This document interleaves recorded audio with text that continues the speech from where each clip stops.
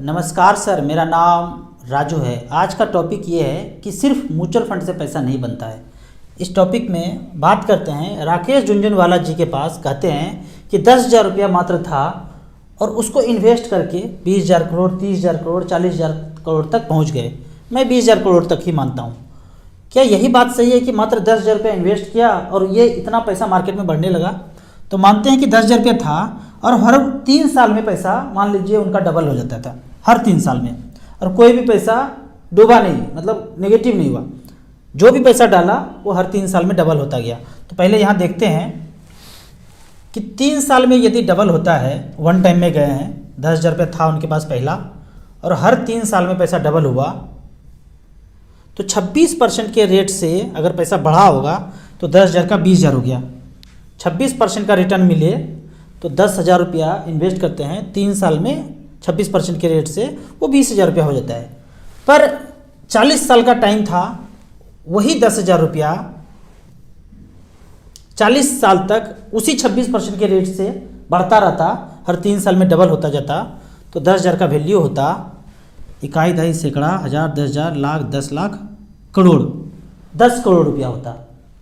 उनके ज़िंदगी में यदि वही 10,000 रुपया होता, हर 3 साल में वही बढ़ते रहता, तो 10 करोड़ रुपया होता मार्केट के हिसाब से। पर उनके पास तो 20,000 करोड़, 30,000 करोड़, 40,000 करोड़ था। वो कैसे हो गया? तो वो इस तरह से हुआ, उनका पीछे कहानी सुनेंगे। तो 5 लाख रुपया किसी से लिया और उनको कहा कि मैं आपका पैसा 10 लाख रुपया कर दूंगा 2 से 3 साल में, उसमें से 20% हमें दे देना या 10% हमें दे देना। तो उन्होंने सर्विस दिया, काम किया कुछ, तो वो जो पैसा आता गया उस पैसे को भी इन्वेस्ट करते गए। तो उनका फोकस अपने काम पे ज़्यादा था, ट्रेडिंग पे तो था ही था, इस काम पे भी फोकस काफ़ी ज़्यादा था।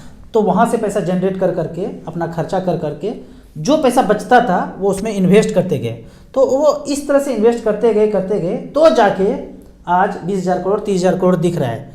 ठीक उसी तरह मुझे काफ़ी सारे इन्वेस्टर फ़ोन करते हैं कि मेरे पास 30 करोड़ रुपया का पोर्टफोलियो है। वो 30 करोड़ कैसे हो गया? वो जो भी काम कर रहे हैं वो फोकस करके वो काम कर रहे हैं, और जो पैसा बच रहा है, बचे हुए सरप्लस पैसे को यहाँ इन्वेस्ट करते करते 20 साल में वो उनका इतना एसेट हो गया लगभग 30 करोड़ का, तो फाइनेंशियल फ्रीडम पा लिए। अब यहाँ पे जो लोग बोलते हैं ना, 90% लोग, 10% लोग के पास ही इतना पैसा होता है, बाकी जो 90% बोलेंगे ना, अपना घर है स्वर्ग से सुंदर, मतलब एक घर हो गया ना, उनको लगता है ज़िंदगी का सब कुछ पा लिए, बस एक घर हो जाए, हो गया। तो एक घर इस तरह से, ड्यूटी 100 किलोमीटर दूर करते हैं और घर जो है सपनों का घर, वो प्लॉट लेके बना लिया हो या डायरेक्ट फ्लैट में लेके उसमें रह रहे हो, तो घर जो है होम 100 किलोमीटर दूर है और ड्यूटी 100 किलोमीटर दूर है, आपस में 100 किलोमीटर का डिस्टेंस है। तो डेली आना जाना कर रहे हैं बेचारे, कार से, बाइक से 80 की स्पीड में डेली आना जाना कर रहे हैं। अब दूसरे टाइप का लोग हैं जिनका ड्यूटी और घर में डिस्टेंस 300 किलोमीटर है, तो बेचारा सप्ताह में 1 दिन आते हैं। अब तीसरे कैटेगरी का लोग हैं जिनके घर और ड्यूटी में डिफरेंस 1000 किलोमीटर का है, तो 3 महीने में 1 बार आते हैं। तो इस तरह से करके वो सपनों का घर परिवार से दूर है। ये नहीं बोलते हैं सपनों का घर तो ले लिया पर परिवार कहीं और है। एक एक्सक्यूज हमेशा समाज में सुनने को मिलता है कि बच्चों को पढ़ाने के लिए ना दिल्ली, बम्बई, कलकत्ता, मद्रास में घर ले लिए। सच में यही सही था। जब बच्चे 4वीं 5वीं में पढ़ते थे तभी आपने वो फ्लैट बुक किया था, प्लॉट बुक किया था दिल्ली, बम्बई, कलकत्ता, मद्रास में, और ये उस समय सोचा था कि 5 गुना, 10 गुना, 15 गुना हो जाएगा पैसा, तो हमको जो है पैसे के मामले में इतना ज़्यादा पैसा हो जाएगा कि हम फाइनेंशियल फ्रीडम पा लेंगे। सबका उद्देश्य यही होता है कि पैसा जमा किए या इन्वेस्ट किए तो इतना पैसा हो जाएगा। घर को इन्वेस्टमेंट सोच लेते लोग। इससे बड़ा मूर्खता कुछ नहीं है कि घर को इन्वेस्टमेंट समझ लेते हैं।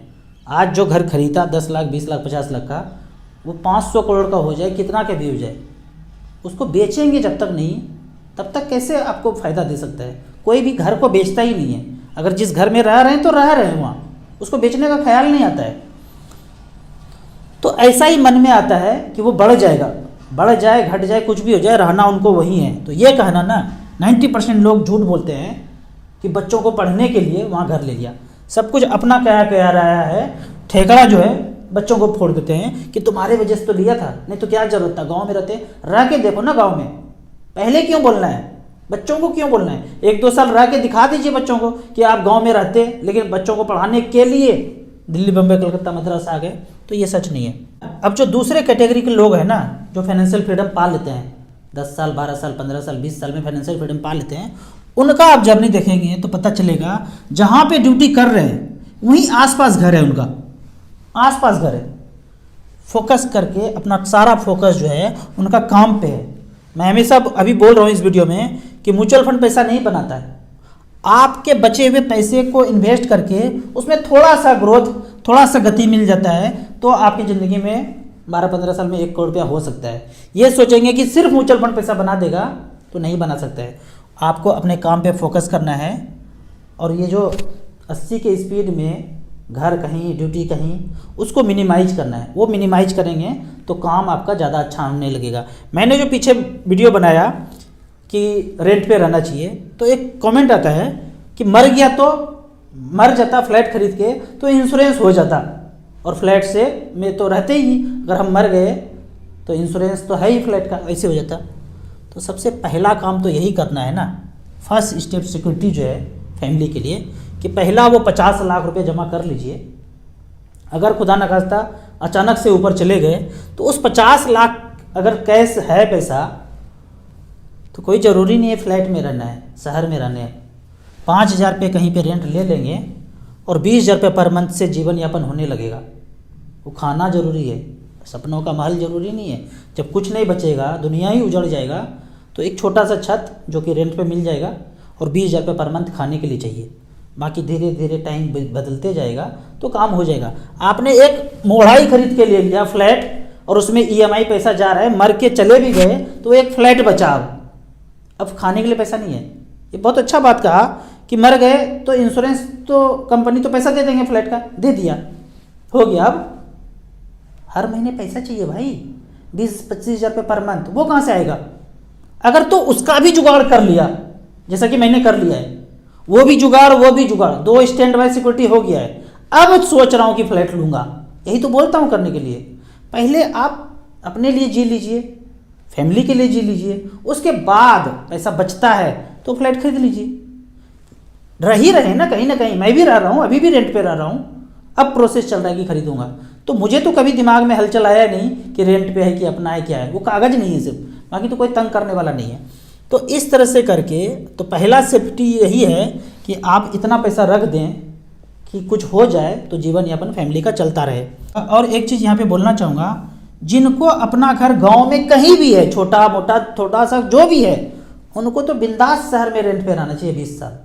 जब तक आपका वो फाइनेंशियल गोल टारगेट पूरा नहीं हो जाता है तब तक आप रेंट पे रहिए। घर में तो है ही ना, गाँव में हमारे पास तो वो भी नहीं है, एक बित्ता अपना ज़मीन नहीं है, कहीं भी नहीं है। इकलौता आदमी होगा जिनके पास पैसा होता है, वे भी वो रेंट पे रह रहे हैं। अब बात करते हैं, एक घर में जो कलह चलता है हमेशा, हस्बैंड ना, मर्द जात अपने आप को बड़ा इंटेलिजेंट समझते हैं, मैं भी गलती ऐसा करता था।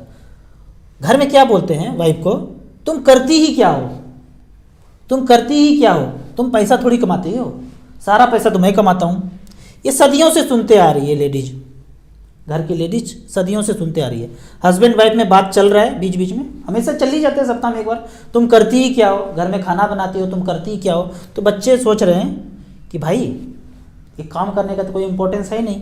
थोड़ा सा बच्चे पढ़ लिख के बड़े होते हैं, 7वां 8वां 9वां 10वां तक होते हैं, तो बोलते हैं मुझे घर का काम नहीं करना है, मुझे पैसा ही कमाना है। छोटे छोटे बच्चे बोल रहे हैं, हमारे बच्चे भी बोलते हैं, क्योंकि हमने वो बोल के देखा है, तुम करती ही क्या हो, बवंडर हो चुका है। पर्सनली जो है ना, मुझे लेडीज काम करे, मुझे ये पसंद नहीं है, बिल्कुल नहीं पसंद है कि हस्बैंड काम करे, वाइफ भी काम करे, घर में खाना मेड बना के जा रही है या फिर होटल से खाना आ रहा है, मुझे पसंद नहीं पर्सनली। लेकिन सारी लेडीज काम करने के लिए आतुर हैं। उसका रीज़न सिर्फ सारे मर्द जाते हैं जो घर में हैं, जो ये कहते हैं कि तुम करती ही क्या हो, तुम पैसा नहीं कमाती हो।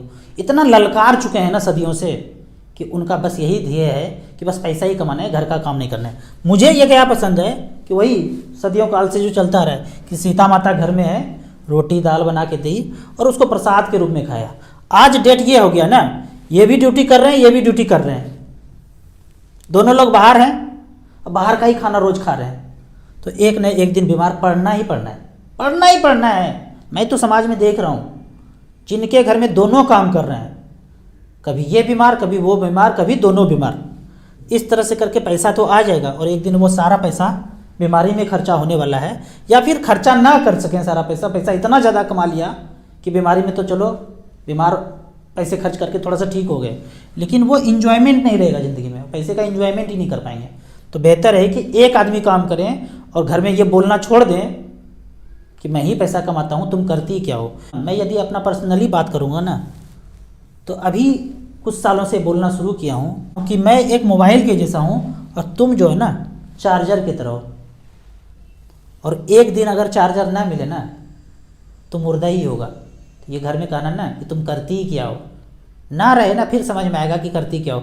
एक सप्ताह 10 दिन के लिए बाहर जाते हैं ना, पूरा पहाड़ टूट पड़ता है घर में, सभी फिर समझ में आता है कि वो करती ही क्या थी। तो ये ललकारना मर्द जात बंद कर दें, नहीं तो ऐसा होगा कि खाना हमेशा जोमेटो से आएगा और घर में दोनों बाहर रहेंगे। मुझे सच में पर्सनली पसंद नहीं है कि घर की लेडीज़ बाहर काम करे, लेकिन वो करना पड़ता है कि हम मर्दों ने इतना ललकारा है सदियों से कि वही उनके पास उपाय है, वो करके दिखा देंगे। पूरा जब तहस नहस हो जाएगा ना, बवंडर हो जाएगा, फिर एक काल आएगा जब हाथ जोड़ के पैर पकड़ के बोलेंगे कि भाई काम करने मत जाओ, सारा का सारा पैसा तुम्हारा है। उनका अकाउंट खुलेगा और जैसे ही नौकरी लगेगा 50% उनके अकाउंट में पैसा जाएगा। अभी तो यही हो रहा है ना कि हम नौकरी करते हैं तो कंपनी वाले हमें सैलरी देते हैं, हमारा अकाउंट खुला, वाइफ का अकाउंट, पैन कार्ड नंबर, ये सब कुछ तो है ही नहीं उनके पास।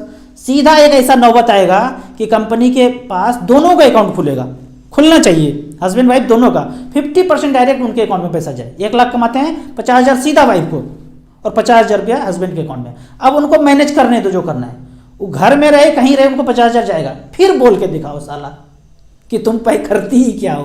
कंपनी को ऐसे ही करना चाहिए। हम रहे अगर आने वाले सदियों में अगर चेंज होना है तो ये छोटा सा चेंज जरूर कराएं कि तुम करती ही क्या हो। ये 50,000 रुपये का काम करते हैं जो कंपनी हमें सीधे अकाउंट में देते हैं। अब एक सिचुएशन और लेते हैं कि बेंगलोर में बच्चा काम कर रहा है, बेटा उनका 4 BHK में रह रहे हैं, बेटा बहू पोता पोती सब कोई है वहाँ पे, और गांव से दादा दादी चलते हैं ट्रेवल करके वहाँ पहुँचते हैं, खूब एंजॉय करते हैं। 7 दिन बीत गया, 7 दिन एकदम खुशहाली से रहते हैं। 8वें दिन माँ बोलती है बेटा को टिकट कटा दो। अब मन नहीं लगता, अब टिकट कटा दो। गांव का याद आ रहा है, घर का याद आ रहा है, घर का याद आ रहा है, क्योंकि अपनी ज़िंदगी का सारा एनर्जी पैसा यहाँ झोंका है तो ये याद आ रहा है। अब यहाँ छटपटाहट लग रहा है। सबकी ज़िंदगी में यही है, जहाँ आपने पैसा ज़्यादा झोंका है ना वहाँ आपको काटने के लिए दौड़ेगा, भागेगा कि वहीं चली जाए। ये खुशहाली ख़त्म है, पोता पोती वहीं है, बेटा भी वही है, बहू भी वही है, गांव में कोई नहीं है, अकेले बूढ़ा बूढ़ी रहते हैं, फिर भी मन नहीं लग रहा है। 7 दिन के बाद काटने दौड़ने लगता है वो शहर और घर, पोता पोती भी, कुछ अच्छा ही नहीं लगता है, चेहरे से खुशी उड़ जाता है। अगर टिकट ना कटा है तो चेहरे से खुशी उड़ जाता है। तो ये घर आते हैं, यही मजबूरी है, सबका मजबूरी है। कोई नहीं रहना चाहता है बेटा बेटी के साथ, रखना भी चाहे, श्रवण कुमार बेटा है भी तो वो भी नहीं रहते हैं। क्यों? सारा जिंदगी का पैसा यहाँ झोंका है। अगर नहीं झोंका होता, कुछ पैसा कैश में होता, वो लोग ना जिनके पास सिर्फ घर है पैसा नहीं है वही छटपटा के भागते हैं। इनके ज़िंदगी में अगर 1-2 करोड़ रुपया हो ना पास में तो छटपटाएंगे नहीं, वहीं एंजॉय करेंगे, वो खर्चा खूब करेंगे वहाँ भी और वहीं रहेंगे। जब मन भर जाएगा, यहाँ से पूरा मन भर गया, चलो थोड़ा सा गाँव भी घूम के आते हैं, ऐसे करके वो छटपटा के वही लोग भागता है जिनके पास सच में पैसा नहीं है। तो बुढ़ापा अपना अच्छा करना है ना, तो वो कैश पैसा रख के देखिए, रख के देखिए ना, 50 लाख 1 करोड़ रुपया रख के देखिए ना, तीसरा आँख खुल गया ना कि ज़िंदगी में कर क्या रहे थे और करना क्या चाहिए, बहुत डिफरेंस हो जाएगा। जिनके पास पैसा नहीं है ना वो तो भाग ही रहे हैं 80 की स्पीड में, गलत सलत काम भी हो रहा है। पैसा होने के बाद लगेगा कि यार कितना मूर्खतापूर्ण पहले काम करता था, हंसेंगे अपने आप पे। हम लोग, हम और वाइफ बैठ के सोचते हैं कि सब कुछ तो है उनके पास, फिर क्यों इतना बेचैन है। बेचैन इसलिए है कि एक 3 BHK कहीं और, एक 3 BHK कहीं और, ये भी अंडर कंस्ट्रक्शन है, उसमें भी बयाना दे के बैठे हैं, बेचैन घूम रहे हैं। तो जो लोग घर में पैसा सिर्फ झोंके हैं ना तो बोलेंगे घर का देखभाल कौन करेगा। मैं कहता हूँ आदमी का देखभाल कौन करेगा। मेरे घर में एक छोटा सा नियम है, यदि कोई एक व्यक्ति बीमार पड़ जाए ना तो सब लोग उनके तरफ उनके सेवा में लग जाते हैं। हम तो पता है कहीं और ट्रीटमेंट करने के लिए जाते नहीं हैं, घर में होममेड करते हैं ठीक। अगर छोटा मोटा प्रॉब्लम हो जाए, ये बीमारी वो बीमारी, किसी भी तरह का फीवर, किसी भी तरह का मोबाइल के रिंगटोन वाला फीवर हो जाए, चाहे मच्छर काटने वाला हो जाए, चाहे कोई वाला भी हो जाए, वो 1 से 3 दिन में घर में ठीक हो जाते हैं। बीबी जी को गोल ब्लैडर स्टोन आया था, 2 महीने में घर में ठीक हुए। सब जानता है अंग्रेजी मीडियम में जो पढ़े हैं कि गोल ब्लैडर का स्टोन तो निकलता नहीं है, ऑपरेशन करके खींच के फेंकना ही पड़ता है। हमने ऐसा नहीं किया। 2 महीना तीनों लोग, दोनों बच्चे और मैं, उनके पीछे मुंडी करके सेवा कर रहे हैं। 2 महीना हम ठीक हो गए। क्या क्या किया, प्रोसीजर जानना है तो कभी बताएंगे। मैं आपको एक चीज़ बता रहा हूँ यहाँ पे, यदि आपके घर में, जो मेरे ये दर्शक है ना 50-51 हज़ार, अगर कोई भी बीमारी घर में हो जाए तो यूट्यूब में लिखिए वो बीमारी, उसके आगे लिख दीजिए राजीव दीक्षित जी। वो जो भी बीमारी है आपके पास, वो बीमारी आगे लिख दीजिए राजीव दीक्षित जी।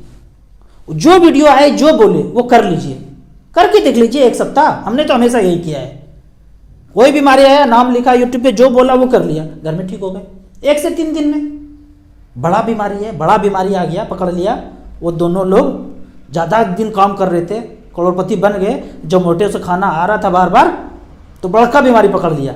तो बड़का बीमारी करने के लिए 3 से 6 महीना। बोलेंगे कौन? वही राजीव दीक्षित जी। वो जो बोल लिए, कर लिए, देख लीजिए, ठीक हो जाएंगे। हम तो हमेशा ऐसे ही ठीक हो रहे हैं। अब बात करते हैं पैसा बनाने की बात। पैसा कहाँ बनेगा? अब काम घर में ही कर रहे हैं। ये चलो, अब ये बात मान लिए कि हस्बैंड सिर्फ काम करेंगे, वाइफ घर में काम करेगी, थोड़ा बहुत जो पैसा बच रहा है उसको इन्वेस्ट करेंगे, यही बात है। तो एक फंड का नाम लेते हैं, HDFC मिड कैप अपॉर्चुनिटी। ये शुरू हुआ था 2007 से लेकर 2023 तक का ये रिकॉर्ड है। मात्र 3,000 रुपये पर मंथ जमा किया, 5,61,000 जमा हुआ है, 27,27,000 है। कितना परसेंट रिटर्न? 18.32% का रिटर्न है। इसी से मिड कैप कैटेगरी में अगर बात करें तो यहाँ पे हमने सेलेक्ट किया है mid cap category. Last 20 years में मात्र 3,000 रुपये पर मंथ।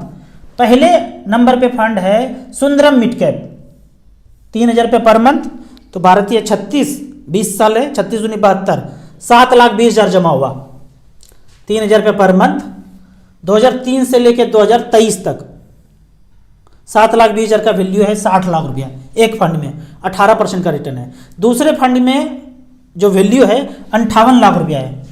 कौन सा fund? Nippon India growth fund, 7,20,000 का वैल्यू, 58 लाख रुपया, 18.15। एक बच्चे के नाम पे कर देते, अपने रिटायरमेंट के लिए कर देते। 3,000 रुपये पर मंथ का बात है। सबसे खराब वाला फंड ने 31 लाख रुपया दिया है, 13.2% का रिटर्न। अगर एवरेज की बात करें, कैटेगरी एवरेज, तो 3,000 रुपये पर मंथ, 7,20,000 जमा हुआ है, 46 लाख रुपया बना है। परसेंटेज रिटर्न 16% का सालाना रिटर्न मिला है। यदि 8% रिटर्न जिंदगी में मिले तो गरीब का गरीब ही रहेंगे। अगर 16% रिटर्न हो जाए तो गरीब और मिडिल क्लास से अपर क्लास में शिफ्ट कर जाएंगे। इसी का नाम म्यूचुअल फंड है। तो अपने मेहनत के पैसे को म्यूचुअल फंड में धीरे धीरे इन्वेस्ट करते रहिए। आपको इसी तरह म्यूचुअल फंड के बारे में और कुछ जानना है, इन्वेस्टमेंट के बारे में जानना है, तो इस नंबर पे मुझे व्हाट्सअप कर सकते हैं। म्यूचुअल फंड में पहली बार इन्वेस्ट करना है तो दिए हुए ऐप में रजिस्ट्रेशन करने के बाद हमसे जुड़ सकते हैं। आपको मेरा वीडियो अच्छा लगे तो व्हाट्सअप यूनिवर्सिटी में दोस्तों के बीच इसे जरूर शेयर करें। यूट्यूब पर देख रहे हैं तो लाइक एंड शेयर जरूर करें। Thank you so much.